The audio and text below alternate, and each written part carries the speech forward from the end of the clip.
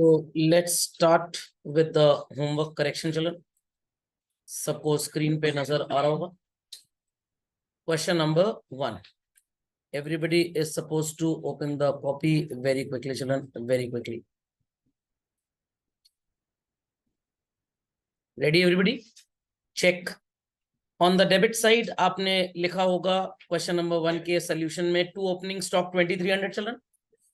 To purchase less purchase return 2900 minus 240, it is 2660. Yes, sir.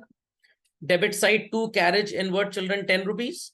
I hope so. Depreciation तो किसी ने लिख दिया, ये नहीं लिखना था. Buy closing stock 4770. Buy sales less sales return, it is 2490. People are getting gross profit. चलिए next question number 2. Debit side to opening stock children 20,000. Purchase 85,000, carriage on purchase 2,300, buy sales 1,40,700, buy closing stock 18,000. Won't be putting carriage on sales and office end because they both are indirect expenses. Gross profit की value answer में लिखी नहीं थी क्या पीछे? Match नहीं कर रही थी, अलग अलग आ रही है. देख लेते हैं क्या आ रहा है ग्रॉस प्रॉफिट. आंसर में 1 मिनट मिल जाएगा आपको, जस्ट होल्ड ऑन. 22,901 में आएगा और सेकंड में आएगा 51,400. Got it. चलिए वापस आते हैं क्वेश्चन नंबर 3 की ओर. 1 और 2 में कोई प्रॉब्लम चल रही किसी को? क्या अभी देखा था हमने, कितना आ रहा था? 2290 is the correct answer. Not getting 2290. भाई 2290 नहीं आ रहा क्या लोगों का? अरे जिनका नहीं आ रहा वो एक मैथ्स की क्लास भी ज्वाइन करें, बिकॉज अकाउंटेंसी का टीचर मैथ्स नहीं पढ़ा सकता. Next question number 3. It's to opening stock 40,000 children. Purchase 4 lakh less 80,000. Final answer is 320. Credit side sales 380 minus 20. Answer is 360. By closing stock it is 130. To wages and salaries 50,000.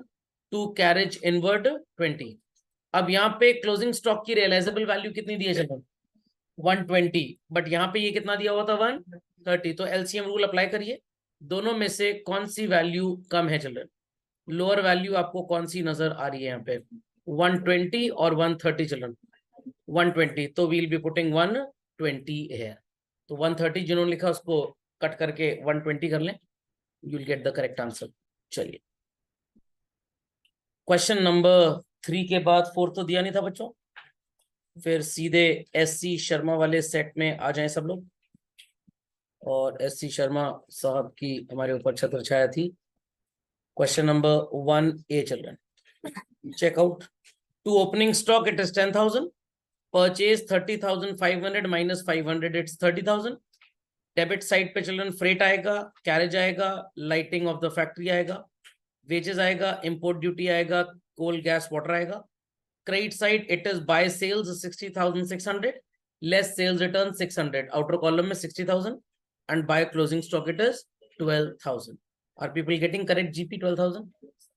Next 1B, check out. To opening stock 13,500. Purchase 40,300 less 1,300. Outer column में 39,000. Credit side children by sales 80,400 minus 1,400, it's 79,000. Then debit side में carriage आएगा बच्चों, octroi आएगा, freight, import duty, wages and salaries. Office rent नहीं आएगा, productive expense आएगा, factory rent आएगा and royalty आएगा. ऑक्ट्रॉय क्या होता है? अच्छा, जब पढ़ाया जाता था डायरेक्ट एक्सपेंस, एक एग्जांपल दिया गया था कि ब्रिटिशर्स के टाइम पे इम्पोज हुआ था. बट कुछ लोग क्लास में सोते रहते हैं. अब बीच बीच में मैं गुड मॉर्निंग भी बोलता जाऊंगा, ताकि जिन लोगों की सोने की आदत है वो एटलीस्ट आदत जगने में कन्वर्ट हो जाए. एंड चिल्ड्रन क्रेडिट साइड पे लिखेंगे bye closing stock 15,700. GP is 8200. Any queries on this? Octroi was told, I suppose, कि ब्रिटिशर्स के टाइम पे एक टैक्स इंपोज होता था. ब्रिटिशर्स गए तो खत्म हो गया, फिर ये बाय ट्रक बाय रोड जो गुड्स ट्रांसपोर्ट होते थे उन पे लगने लग गया. चलिए गुड मॉर्निंग टू एवरीबॉडी. बीच बीच में गुड मॉर्निंग बोलते जाएंगे ताकि जो क्लास के सोते सुन रहे हैं वो कम से कम जाग जाए। Question number 2 was given, children. Was this given? Check. On the debit side, to opening stock 17,000. To purchases आप 37,400 एक साथ लिख सकते हैं, आपको लेस करके परचेज रिटर्न दिखाना नहीं है बिकॉज दिया नहीं हुआ। Then children wages on the debit side 9,400, other direct expense 6,500, credit side by sale 63,600 and by closing stock 24,000। कर लिया सबने सही? Gross profit is coming 17,300। लोग सोच रहे होंगे सर ये आगे क्या दिया हुआ है। अभी आप इसकी चिंता बिल्कुल ना करें, अभी आप बस ग्रॉस प्रॉफिट की चिंता करें। Done this much? Done this much? आ गया answer? Next, was this question given third? ये दिया था आंसर? चलिए थर्ड क्वेश्चन के लिए मैं ट्रेडिंग अकाउंट आपको बना के दिखाता हूँ। यहाँ पे थोड़ा अकल का प्रयोग ज्यादा करना पड़ेगा। कैसे होगी हमारी अकल का प्रयोग? Just hold on children. सबसे पहले एक ट्रेडिंग अकाउंट का फॉर्मेट बनाते हैं और ट्रेडिंग के फॉर्मेट में चिल्ड्रन सारी चीजें लिख देंगे except what is called as, जो हमें यहाँ पे नहीं पता। Ready to understand everybody? Children ready to understand everybody? चलिए जूम धोखा देने लग गया लगता है, इन्होंने टूल बार में गायब कर दिया ज्योमेट्रिकल शेप्स भी। धोखेबाज हो गया जूम। चलिए डेबिट साइड में children will be putting opening stock how much? 20,400. Do we have anything like purchase return बच्चों? How much? 1,000। तो इनर कॉलम में 181 लेस 1, आउटर कॉलम में कितना आ जाएगा? 180। आपको तो वैसे ही लिखना है जैसे मैंने सिखाया है। Then children sales less sales return 264 में 2 गया, कितना आएगा? 262। आप शो करेंगे। देयर आफ्टर हमारे पास डायरेक्ट एक्सपेंसेस कितने दिए हुए हैं? 25,600। नजर आ गया? उसके बाद ओपनिंग स्टॉक भी हमने लिख लिया है। Then we have gross profit given to us. Simple सी बात है, जब क्लोजिंग स्टॉक पता होता था we used to get the answer as what children? Gross profit. और अब आपको ग्रॉस प्रॉफिट दे दिया गया है तो आपका आंसर क्या आएगा? Closing stock. तो you can assume this as x और एक इक्वेशन बना लीजिए। Please tell me debit side का टोटल कितना आ जाएगा? 20,400 plus 1,80,000 plus 25,600 plus 60,200. It is 2,86,200. And here it is 2,62,000 plus x. तो सिंपल इक्वेशन बन जाएगी 286,200 equals to 2,62,000 plus x. तो x की वैल्यू निकालना बहुत आसान है। 286,200 चलन minus 2,62,000 equals to x. What would be the value of x, children? 24,200. और अगर आप इतनी कलाकारी नहीं करना चाहते तो आप दोनों साइड का जो डिफरेंस आ रहा है उसको यहाँ पे लिख दीजिए। But again there should be some presentation skills as well.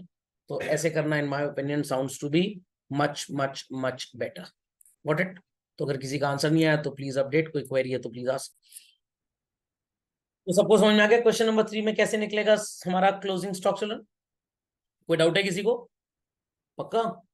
चलिए इसके बाद मैंने इस सेट से तो कोई होमवर्क दिया नहीं था शायद। अब आते हैं दुखी कुमार जी के सेट पे। Question number 1 children, to opening stock it is so called 2,50,000 बच्चों, करेक्ट? 2,50,000 है। Then purchase 7 lakh less purchase return 22, outer column में वैल्यू आ जाएगी बच्चों 678। Credit side by sales 18 lakhs less sales return 36,000, outer column will have 1764।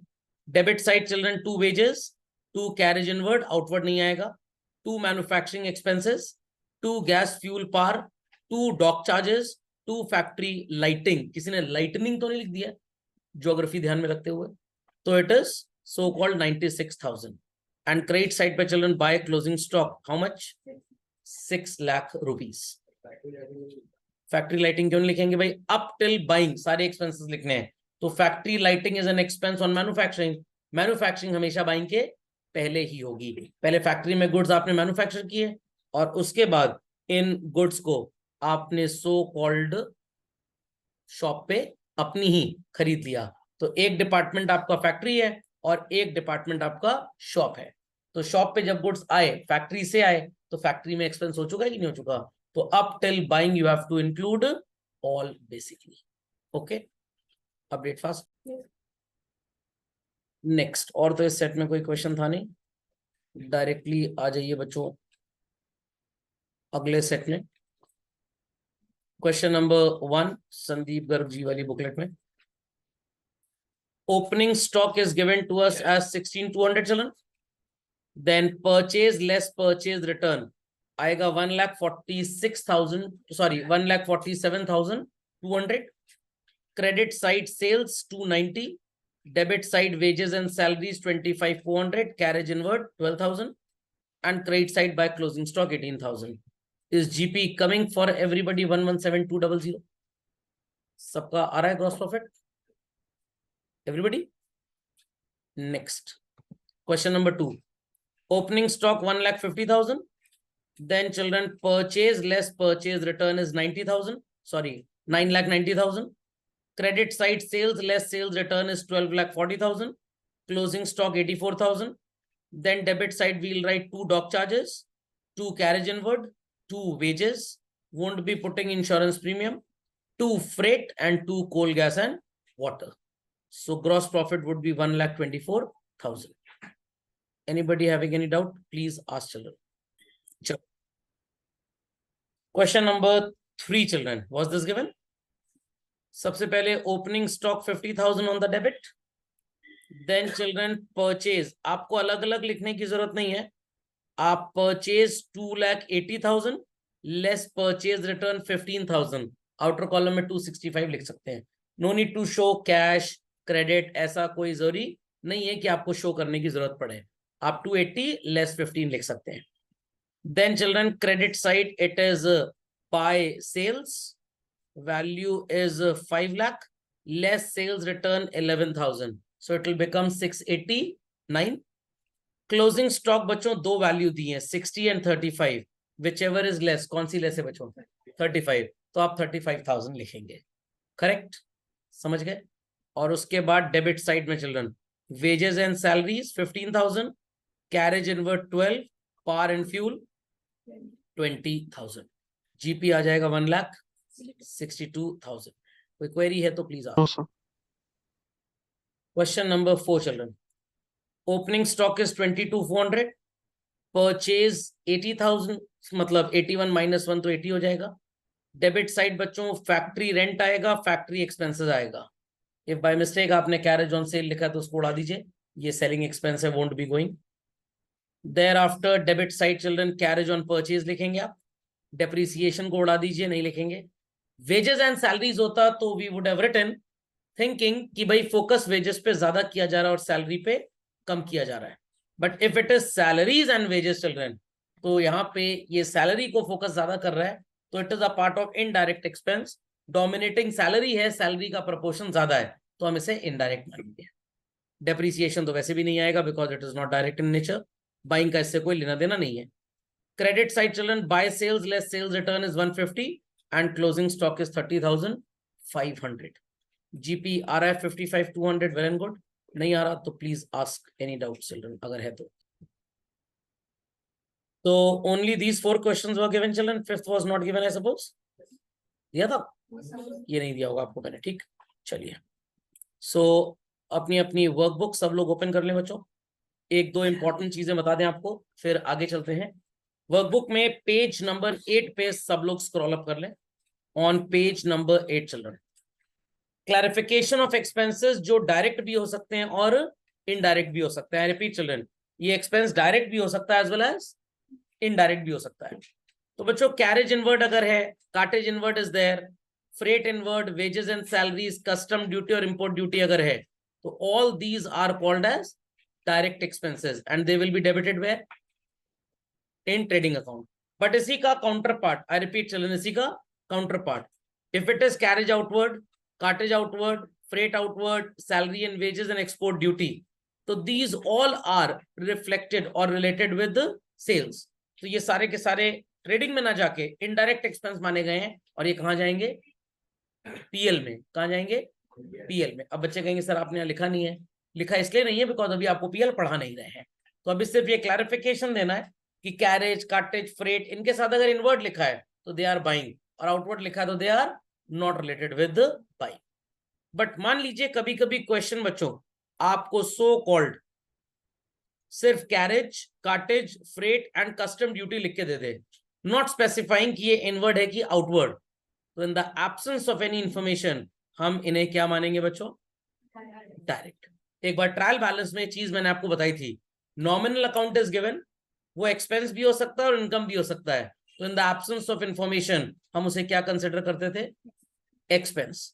यहां पे logic उससे भी बड़ा है, एक्सपेंस तो है that is for sure taken for granted, but it could be direct, it could be indirect. तो अगर स्पेसिफिकेशन नहीं है और एक्सपेंस पर्टिकुलरली डायरेक्ट भी हो सकता है, इनडायरेक्ट भी हो सकता है, तो आपको उसे डायरेक्ट मानना है, इनडायरेक्ट नहीं मानना। सर ऐसा क्यों? अब इसके पीछे बहुत बड़ा रीजन है। Reason is as soon as possible हम इन्हें डायरेक्ट मान के ट्रेडिंग अकाउंट में डेबिट करके सेल्स में से लेस करके अपना जीपी निकाल लेते हैं। हम डिले नहीं करते कि इसको आगे प्रॉफिट एंड लॉस में लिखा जाएगा। तो दो बातें याद रखिएगा, ट्रायल बैलेंस में बताया था nominal account is known, it could B an expense, it could B an income. क्या मानते थे हम? एक्सपेंस। अब उससे भी बड़ी डिग्री यहां पे लगेगी, expenses there, it could be direct, it could be indirect, तो in the absence of information आप इसे क्या मानेंगे? Direct expense. समझ में आई बात कि नहीं? पक्का? झटपट इसको अपडेट करें बच्चों। So children, next we have what is called as certain calculations related with the trading account. Basically in calculations को हम अभी समझेंगे, नहीं तो आपको थोड़ा सा पीएल बनाने में प्रॉब्लम आ सकता है। तो इन कैलकुलेशंस को समझने के लिए आई वुड लाइक कि सब लोग अपनी अपनी class work copy children open कर लें। Very quickly open your class work copy children, और क्लास वर्क कॉपी ओपन करके आप ये हेडिंग लिखें, calculations related with trading account.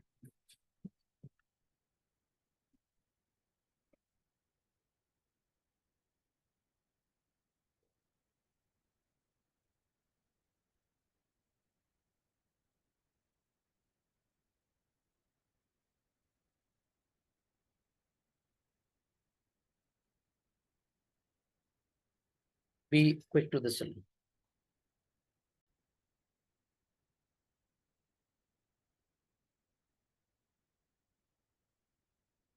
Done all children? Done everybody? चलिए तो मैं आपके लिए बनाता हूं सबसे पहले एक ट्रेडिंग अकाउंट, जिससे आपको कॉम्पोजिशन समझने में बहुत आसानी होगी। आप भी चाहें तो एक ट्रेडिंग अकाउंट बना सकते हैं।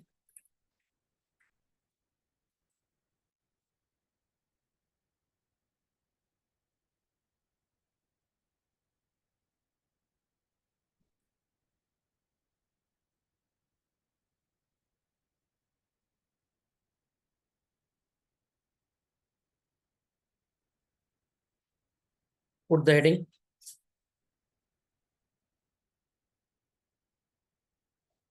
Trading account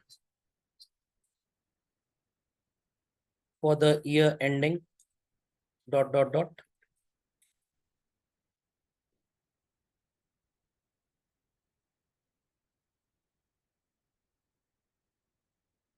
particulars,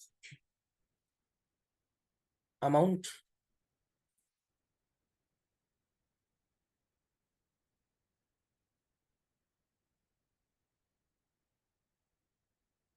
again children, particulars, amount. So सबको पता है हम ट्रेडिंग अकाउंट में क्या लिखते हैं बच्चों, इसमें तो कोई डाउट किसी को नहीं होना चाहिए। So we'll be putting on the debit side to opening stock account. Credit side, we have what is called as buy sales less sales return. And debit side, we have what is called as purchase less purchase return.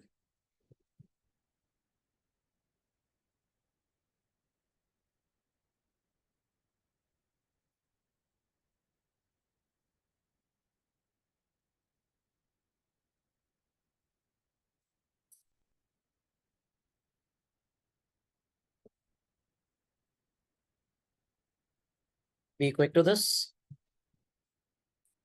And then we'll be putting buy closing stock. बहुत ज्यादा list में expand नहीं करूंगा because now the meaning is clearly understood. जिन्होंने homework आधा किया उनको तो आधा ही समझ में आएगा क्या, बट जिन्होंने पूरा किया उनको पूरा समझ में आ जाएगा. Then we had to gross profit transfer to profit and loss account. And then we used to show the total. Understood this? तो जहां जहां क्वेश्चन मार्क लिखा है वहां वहां आप भी क्वेश्चन मार्क ड्रॉ करेंगे टू एक्सप्रेस कि भाई हमने टोटल कर लिया.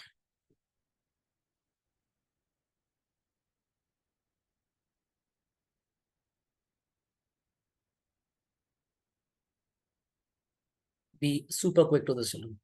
Yes. तो चलो now what I am going to do is this. मैं कुछ यहाँ पे वैल्यूज लिखना चाहता हूं. तो ओपनिंग स्टॉक की वैल्यू लिख देते हैं, लेट अस से 20,000 rupees. How much children? How much? 20,000 rupees. ठीक. परचेज की वैल्यू लिख लेते हैं बच्चों 2 लाख और परचेज रिटर्न की वैल्यू लिख लेते हैं 10,000. व्हाट इज 2 लाख माइनस 10,000 बच्चों? 190. डायरेक्ट एक्सपेंसेस मान लेते हैं बच्चों 30,000 रुपीज के. सेल्स की वैल्यू मान लेते हैं 6 lakh less sales return, let us से 30,000. So what would be the final value बच्चों? 5,70,000. और क्लोजिंग स्टॉक मान लेते हैं, मान लीजिए so called 30,000. So your credit total sounds to be what children? 6 lakh. और उसमें से डेबिट के टोटल को हम माइनस कर देते हैं. डेबिट का टोटल क्या आएगा? Let's see. 190 plus 30 is 220. 220 plus 20 is what? 240. 6 lakh में 240 गया तो हमारा ग्रॉस प्रॉफिट कितना आ जाएगा चिल्ड्रन? 3,60,000. तो आई होप सो सबको ट्रेडिंग अकाउंट का ये वाला कॉन्सेप्ट समझ में आ गया ठीक से. किसी को कोई problem children? Understood all? Understood all children? चलिए अब कैलकुलेशंस हम किस चीज के पढ़ने वाले हैं, ध्यान से सुनिएगा. बहुत आसान कैलकुलेशंस है, बट ये काम क्लास 11 से कहीं ज्यादा बच्चों क्लास 12th में आते हैं. 11th में तो they are just considered as subsidiary treatment for upgrading your knowledge, but 12th class में तो इसके बगैर आपको 4 नंबर का पेपर समझ में नहीं आएगा. Ready everybody? चलिए सबसे पहले लिखेंगे बच्चों कॉस्ट ऑफ गुड्स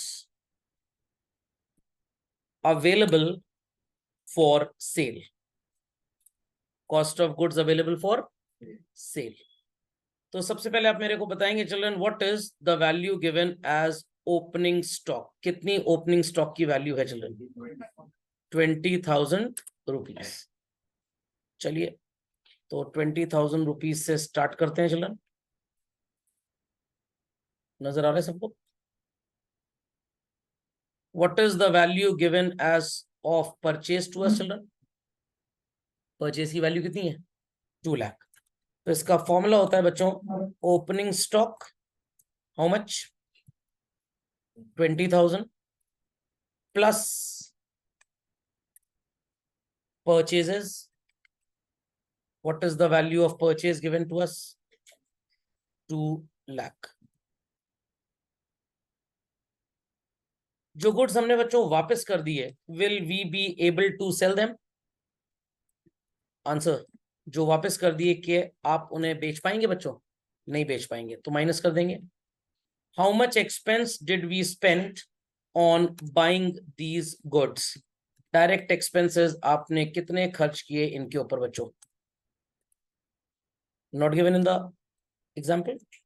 कितना direct expense? 30,000। So opening stock is that quantity of goods which is available with us, और हम इसे बेच सकते हैं। Purchase also refers to the same quantity of goods which is available to us, और हम इसको बेच सकते हैं। But those goods which have been returned back to the supplier, can we sell them? No, so they are not available to be sold. And direct expenses are दो children जो हमने goods खरीदते टाइम खर्च किए, तो ये भी हमारी गुड्स की कॉस्ट का एक पार्ट है। So total is called as how much children? जरा कैलकुलेट करके आप मेरे को बताएं। 2 lakh plus 20,000 is 220. 220 minus 10 is 210 plus 30,000. What is the value that is going to come? 2,40,000. This is known as children cost of goods available for sale. समझ में आ गया cost of goods available for sale का मतलब? Some people might say sir closing stock क्यों नहीं minus किया? Closing stock तो ईयर के एंड में बचेगा जो नहीं बिक पाया।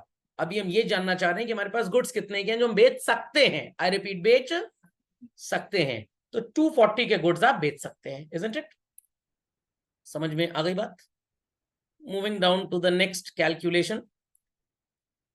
Moving down to the next calculation children.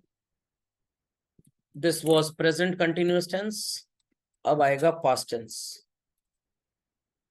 Cost of goods sold, सुनाई पड़ा है? कॉस्ट ऑफ गुड्स सोल्ड मतलब कितने रुपए के गुड्स आपने बेच दिए। कितने के गुड्स बेच दिए? ये कैलकुलेशन मैंने लास्ट लेक्चर में पढ़ा था, जब मैंने आपको रीजन बताया था why closing stock is credited to trading account. तो इसमें मैंने 3 आंसर आपको बताए थे। एक पहला जाहिल answer, closing stock is credited to trading account, why? Because opening is debited. गधा कौन है जो घोड़ा नहीं, घोड़ा कौन है जो गधा नहीं? तो ये एकदम जाहिल आंसर है, कभी इसको मत लिखिएगा।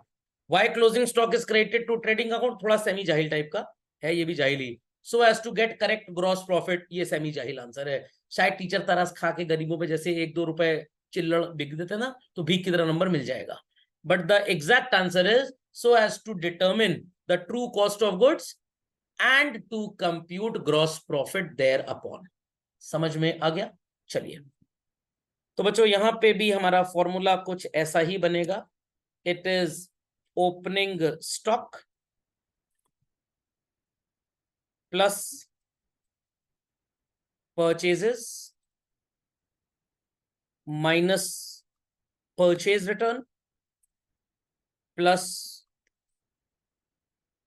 डायरेक्ट एक्सपेंसेस माइनस, यहां पे बच्चों स्टोरी में ट्विस्ट है। क्या माइनस किया हमने? Y Y Y.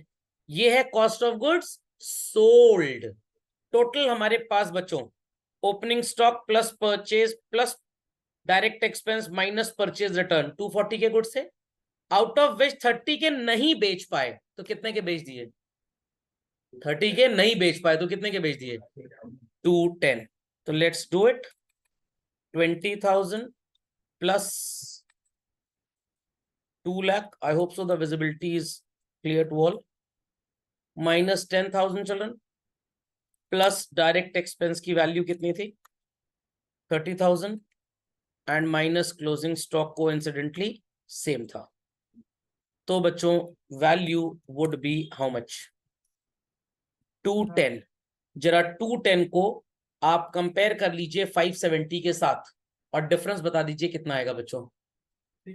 360। Gross profit हमारा 360 आ रहा था कि नहीं आ रहा था?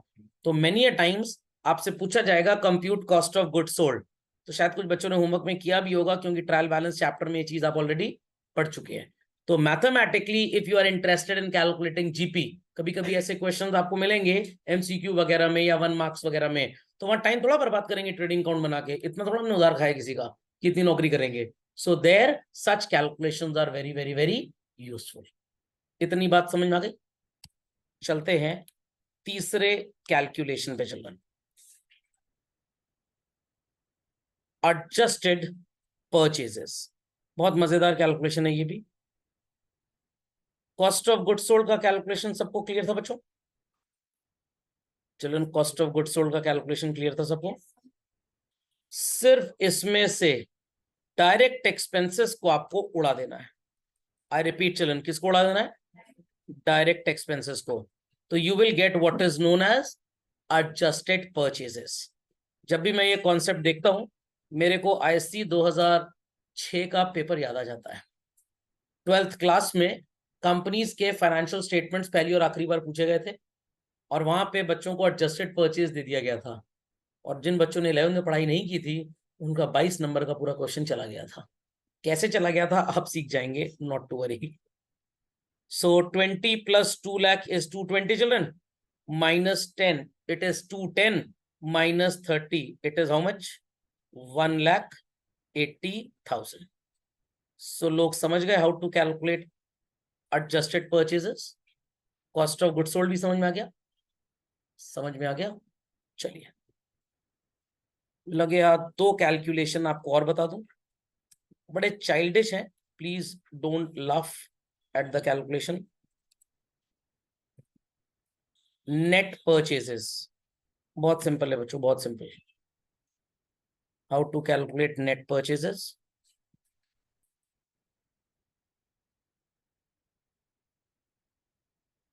परचेज में से बच्चों परचेज रिटर्न माइनस कर देंगे।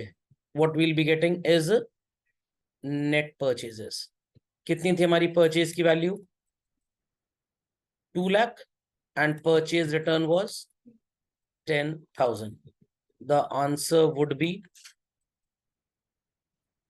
1,90,000। सिमिलरली एक और इसी से मिलता जुलता, अगेन बहुत आसान है। Like we had net purchases, we'll be having net sales. So net sales का फॉर्मूला होगा children, sales minus sales return. What was the value of sales given to us? 6 lakh minus sales return आप कर देंगे. The value of sale return is 30,000.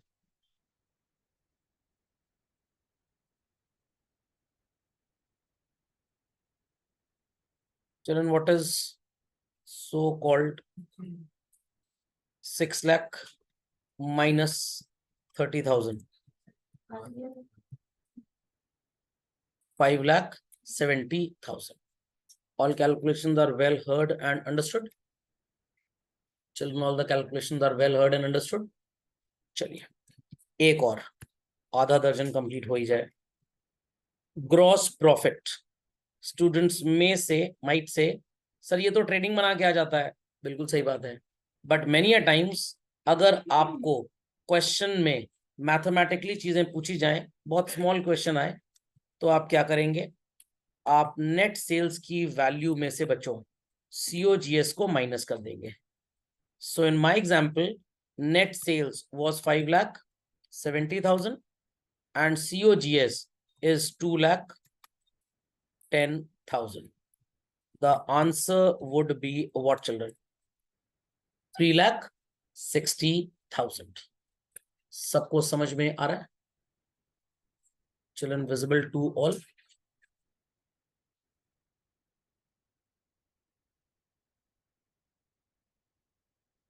Be quick, be quick, be quick. कोई query है तो please ask. चलिए, तो going back to the workbook children, आपको सबसे पहले यहाँ नेट परचेज नजर आ रहा है. We did this. Adjusted purchase is also there. अब यहाँ पे देखिए बच्चों, एक ट्रेडिंग अकाउंट मैंने ऑल्टरनेटिवली ड्रॉ किया, नजर आ रहा है? इस ट्रेडिंग अकाउंट में सेल्स और सेल्स रिटर्न तो है, डेबिट साइड में डायरेक्ट एक्सपेंस भी है, answer is gross profit also given. What is this carried down? अभी आप बिल्कुल परेशान ना हो इससे. बच्चों, आपको ओपनिंग स्टॉक नजर आ रहा है यहाँ पे? नो, ओपनिंग स्टॉक नहीं है सर. क्या आपको परचेज नजर आ रहा है? No. Are you able to see purchase return का डिडक्शन? नो. क्रेडिट साइड पे क्लोजिंग स्टॉक नजर आ रहा है? सर कहां गया सब कुछ? इतना सन्नाटा क्यों है भाई? जैसे सो कॉल्ड आप एडजस्टेड परचेज लिखते हैं, वैसे ही आप automatically opening stock plus purchase minus purchase return minus closing stock happen to coincide here. तो when we have adjusted purchase, वो सारी शक्तियां इसके अंदर आ चुकी हैं। अब आप दिव्य शक्ति बन रहे हैं। समझ में आ गई बात की नहीं? Next, cost of goods sold का एक ऑल्टरनेटिव फॉर्मूला है children, adjusted purchase plus what, direct expense. Sir ये कैसे बना? भाई ये अकल से बना है, just so called see here children. आपको यहाँ पे एडजस्टेड परचेज कितनी नजर आ रही थी? 1,80,000। And cost of goods sold कितना नजर आ रहा था बच्चों? 210। इन दोनों में डिफरेंस किस चीज का है? 30। तो अगर आप एडजस्टेड परचेज में डायरेक्ट एक्सपेंस ऐड कर देंगे तो क्या आ जाएगा? Cost of goods sold. और फॉर्मूले में भी तो वही डिफरेंस है, ओपनिंग स्टॉक दोनों जगह, purchase both the places, purchase return दोनों जगह लेस हुआ, क्लोजिंग स्टॉक दोनों जगह लेस हुआ। किस चीज का डिफरेंस आपको नजर आ रहा है? Only direct expenses. What it? समझ में आ गई बात चल रहा है? एक और ट्रेडिंग अकाउंट आपके सामने आ रहा है, ध्यान से सुनिएगा। सर ये तो एकदम नैनो टेक्नोलॉजी पे बना हुआ ट्रेडिंग अकाउंट है।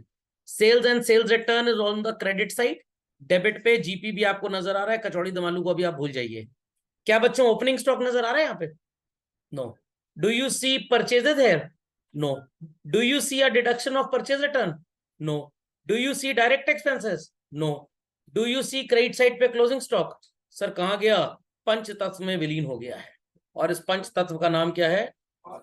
To cost of goods sold. पंच तत्व में 5 लेटर तो होने चाहिए, वर्ड्स होने चाहिए ना कम से कम। समझ में आई बात? पक्का? ग्रॉस प्रॉफिट का भी फॉर्मूला सबको नजर आ गया? कंफर्म? चलिए एक और कॉम्पोजिशन नोट डाउन करिए बच्चों, बहुत इंपॉर्टेंट है, बहुत इंपॉर्टेंट।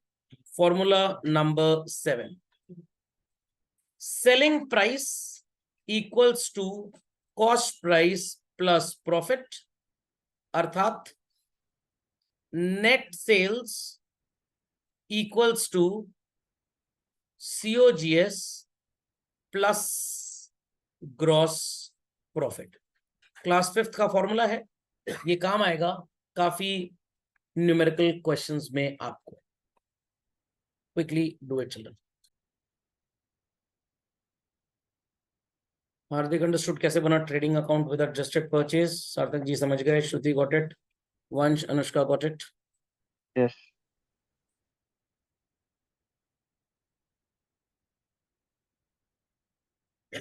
हार्दिक जी सो गए क्या? अनुष्का स्लीप मोड एक्टिवेटेड, श्रुति जी सो गई, वंश जी सो गए? समझ में आ गया। तो हाँ ना भी बोल दिया करिए। फीडबैक जब तक नहीं होगा कम्युनिकेशन में तो कम्युनिकेशन इनकम्प्लीट रहेगा। जैसे ये बॉक्सर बक्सर वाले बोल रहे थे, होमवर्क किया है? हाँ सर किया। ये वाला नहीं किया है, अजीब बैल टाइप के। बीवी को लेकर घुमाने? हाँ सर। फिर लड़ाई क्यों हो रही है? सर दूसरी बीवी को ले गए थे।